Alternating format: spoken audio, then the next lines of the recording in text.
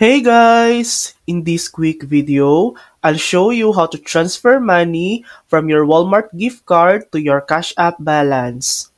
First, open up Cash App on your phone. Tap your profile icon in the top right corner. Go to Link Banks, then tap Link Debit Card.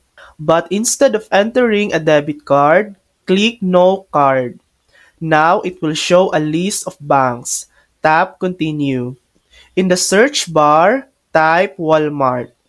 You will see Walmart Money Card by green dot or Walmart Money Network Pay Card. Choose the one that matches your card.